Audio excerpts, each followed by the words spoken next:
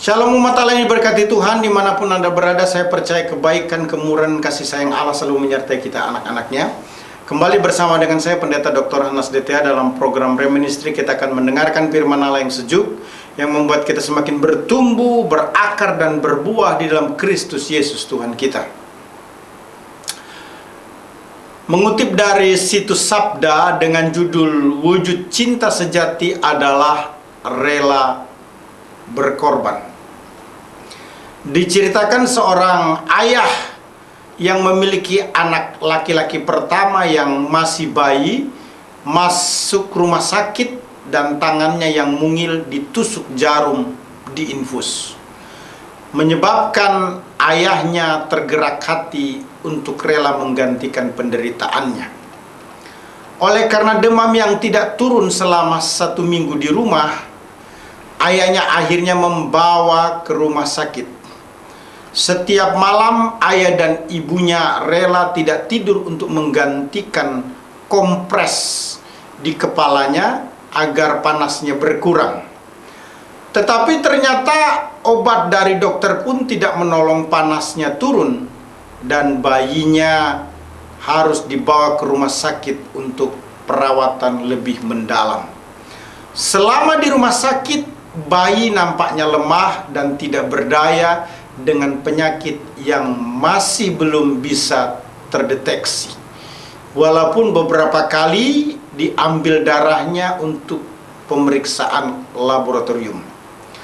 Hari demi hari kedua orang tua melihat perjuangan bayi untuk memperoleh kesembuhan. Di dalam pikiran ayah berandai-andai sekiranya penyakit yang dialaminya bisa dipindahkan ke dalam tubuh ayah, lalu bayi menjadi sehat, maka akan senang sekali dilakukan. Bahkan sekalipun ayah mati demi menggantikan penderitaannya, ayah juga akan menerimanya dengan senang hati, apalagi melihat wajahnya yang polos dan tak bersalah. Hubungan bapak dan anak bayi begitu indah dan alamiah, sekalipun interaksinya sangat sederhana.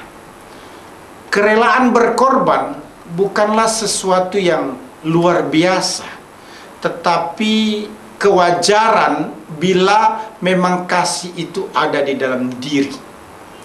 Melalui cerita tersebut diketahui bahwa cinta sejati diwujudkan dalam bentuk pengorbanan. Rela berkorban dapat diidentikan dengan cinta sejati atau cinta sungguh-sungguh atau cinta habis-habisan. Tema renungan firman Allah saat ini adalah cinta habis-habisan dari Markus 12 ayat yang ke-30. Dalam naskah Yunani dijelaskan dengan kalimat seperti ini: kai agapeseis kurion tonteon, so ekholes tes kardias, so kai ekholes tes sukes, so kai ekholes tes dionias, so kai ekholes tes huos so. Kemudian diterjemahkan ke dalam bahasa Indonesia: kasihilah Tuhan Allahmu dengan segenap hatimu dan dengan segenap jiwamu dan dengan segenap akal budimu dan dengan segenap kekuatanmu. Cinta habis-habisan merupakan khotbah yang dibagi dalam 4 seri. Saat ini kita masuk di seri yang pertama. Cinta habis-habisan adalah mencintai Allah dengan segenap hati. Istilah segenap hati diterjemahkan dari bahasa Yunani Perjanjian Baru, holes tes kardias, artinya all the heart. Kardias merupakan noun genitive feminim singular dari akar kata kardia, artinya hati. Digunakan secara literal untuk pengertian hati, pikiran, karakter, batin, kemauan, ataupun niat. Istilah kardia, yaitu hati, merupakan sesuatu yang sangat penting untuk kita perhatikan. Kardia yang adalah hati ini merupakan pusat afektif, pusat perasaan atau emosi dari keberadaan kita. Kardia merupakan kapasitas preferensi, prioritas atau pilihan moral. Kardia merupakan pusat penghasil keinginan yang membuat kita mengambil keputusan atau keinginan yang menetapkan kita siapa sebenarnya. Istilah kardia disebutkan lebih dari 800 kali dalam Alkitab, tetapi tidak pernah dimaknai secara literal mengacu pada pompa fisik yang menggerakkan darah. Artinya, hati hanya digunakan secara kiasan, baik dalam perjanjian lama maupun perjanjian baru.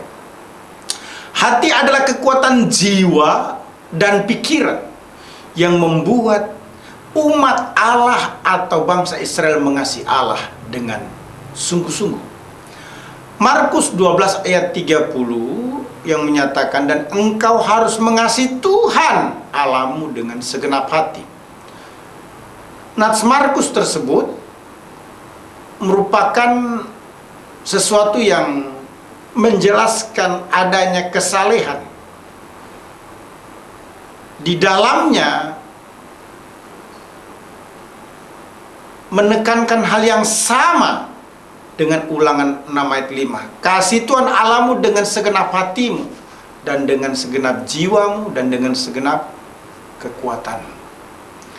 Markus 22 ayat 37, jawab Yesus kepadanya, kasih Tuhan Allahmu dengan segenap hatimu, dan segenap jiwamu, dan dengan segenap akal budimu.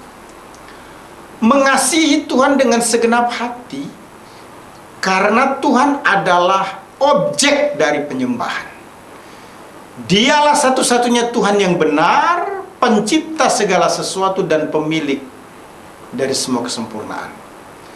Tuhan yang menyediakan yang tidak ada menjadi ada, itu sebabnya umatnya layak menunjukkan hidup yang saleh. Kesalehan adalah tindakan paling mulia dari pikiran manusia. Dan unsur utama dalam kesalehan adalah cinta, yang didasarkan pada pandangan yang jelas dan luas tentang kesempurnaan ilahi. Mengasihi dengan segenap hati sangat melibatkan perasaan dan keyakinan yang mendalam tentang keberadaan Tuhan, yang menjadi sumber kebaikan yang berdaulat dan menjadi kebahagiaan kita.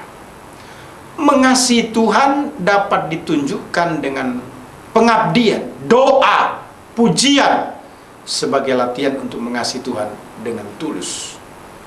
Kebajikan akan terus-menerus ditunjukkan sebagai bentuk dari kasih sayang dan kekuatan jiwa. Orang yang mengasihi Tuhan tidak hanya memandang Tuhan sebagai pemberi hukum yang tegas dan akan menghukum pemberontak, tetapi juga yakin Tuhan adalah pribadi ilahi yang sempurna dan menjadi sumber kebahagiaan. Mengasihi Tuhan dengan segenap hati juga dimaknai mengasihi Tuhan dengan seluruh batin manusia, sebagaimana dijelaskan di dalam Amsal 4 ayat 23. Peliharalah hatimu dengan segala kewaspadaan, karena dari sanalah pancaran kehidupan. Mengasihi Tuhan segenap hati harus lahir dari ketulusan dan kejujuran sebagai lawan dari kasih sayang yang munafik atau berbagi. Perintah yang utama yang sungguh-sungguh mencakup semua perintah Allah adalah mengasihi Allah dengan segenap hati kita. Di dalam perintah ini terdapat prinsip yang memerintah di dalam jiwa dan mengatur setiap kewajiban. Kasih adalah perasaan yang utama bagi jiwa. Kasih akan Allah merupakan anugerah utama yang terdapat dalam jiwa yang telah diperbaharui. Ketika kasih Allah ini ada di dalam hati, tidak ada hal baik lain seperti apapun yang dapat dilakukan dengan benar. Karena kasih Allah itu sempurna di dalam diri kita. Mengasihi Allah dengan segenap hati akan membebaskan kita dari segala perasaan yang menuduh. Mengasihi Allah juga akan membuat kita melakukan segala hal yang baik dan menyenangkan. Tidak akan ada perintah yang menimbulkan kesengsaraan bila prinsip kasih menguasai semua perintah. Dan di atas prinsip kasih tidak ada perintah yang lain lagi. Dalam Injil Markus, Yesus Kristus mendahului perintah dengan kebenaran ajaran yang sangat penting dan besar ini, yakni dengarlah hai orang Israel, Tuhan Allah kita, Tuhan itu Esa. Jika kita percayakan kebenaran ini dengan teguh, saudara-saudara, maka akan membuka jalan selanjutnya bagi kita untuk mengasihi Dia dengan segenap hati. Tuhan yang adalah Yehova memiliki semua kesempurnaan. Dia adalah Allah kita yang dengannya kita bersekutu dan kepadanya kita bertanggung jawab. Oleh karena itu, sepatutnya kita mengasihi Dia, memberikan kasih sayang kepadanya. Allah itu Esa. Karena itu, Dia harus dikasihi dengan segenap hati. Hanya Dia yang mempunyai hak sepenuhnya atas kita. Dan karena itu, sudah selayaknya Dia memiliki kita sepenuhnya. Allah itu Esa. Allah itu satu, maka hati kita harus menyatu dengan Dia. Supaya dengan demikian tidak ada Allah lain lagi. Tidak ada saingan lain yang kita akui selain Dia, yaitu Yesus Kristus. Hati adalah tempat di mana emosi seseorang berada. Bayangkan bila seorang suami berkata bahwa ia mengasihi istrinya, ia bekerja keras, berkorban, dan melakukan apa yang ia bisa lakukan untuk istrinya. Namun, sang suami tidak memiliki perasaan cinta pada istrinya. Ia tidak merasa senang, gembira atau bersemangat bila berjumpa dengan sang istri. Ia tidak tertawa maupun menangis bersamanya. Tidak ada perasaan, tidak ada emosi. Yang ada hanya komitmen.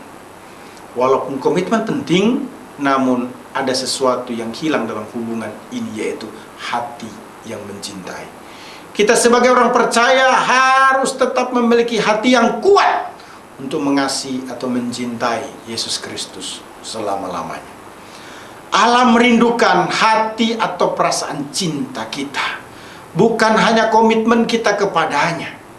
Lawan dari segenap hati adalah setengah hati.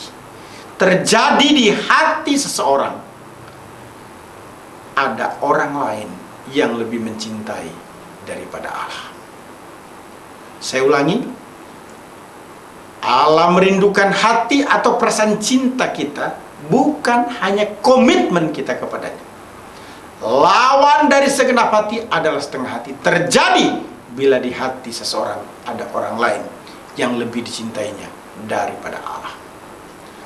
Hati yang melekat atau hati yang mengasihi Allah akan ditopang, akan diluputkan, akan dibentengi, artinya ditolong atau diberkati oleh Allah. Kitab Mazmur menyatakan hal tersebut. Mazmur 63 ayat 9 menjelaskan, jiwaku melekat kepadamu, kepada Tuhan. Tangan kananmu, tangan Tuhan, menopang aku. Dalam Mazmur 91 ayat 14 berkata, sungguh hatinya melekat kepadaku, kepada Allah, maka aku Allah akan meluputkannya. Aku yaitu Allah akan membentenginya, sebab ia mengenal namaku, yaitu nama Allah. Umat Allah ini berkati Tuhan Yesus Kristus, saya percaya bahwa cinta habis-habisan ini yang ditunjukkan dengan mencintai Allah dengan segenap hati, kita bisa lakukan karena Kristus ada di dalam hidup kita. Tuhan memberkati.